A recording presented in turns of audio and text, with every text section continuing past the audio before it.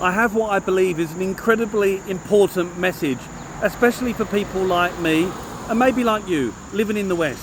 Whenever I spend time in more traditional parts of Thailand, places like Ubon, where I am today, Nakhon, Nan, Prae, Buriram, one thing becomes clear: Thai people live at a much slower pace than we do. Now, as Westerners, we often misinterpret that slower pace as being boring, but I think that's a big mistake. We're taught and constantly fed by media and marketing that we must consume more, do more, achieve more.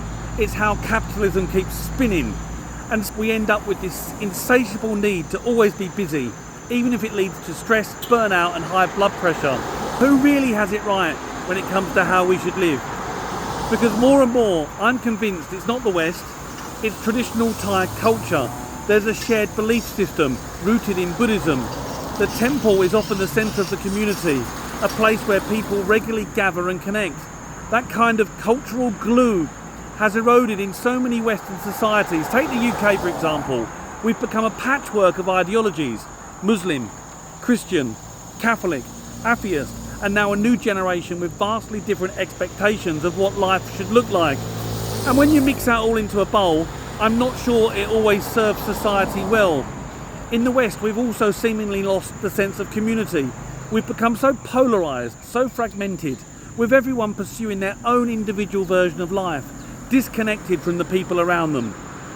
But when you look at times of crisis, like COVID, you see the contrast. In traditional parts of Thailand, where community is still strong, people lived off the land, helped each other, and got through it with quiet resilience. You didn't hear of many problems, but in the West, and even in Thai urban areas like Pattaya and Bangkok, where that sense of community is weaker, people struggled. They queued for handouts, relied on charities, because no one was there to support them. It showed how fragile our modern system really is, built on individualism and relentless pursuit. And again, it makes you question, who's got it right? We're so headless in our pursuit of money that we'll compromise the very things we claim to value: our health, our peace of mind, even our time with loved ones, when we spend more time thinking about work than we actually do living. And here's an interesting conclusion. In the West, we measure success with money, but in traditional Thai communities, I see so much more happiness, despite having far less. And yet, if you ask someone in the West, why are you working so hard? They'll say, to earn money. But why? Strip it back, and it's probably so they can eventually be free. And what does freedom look like?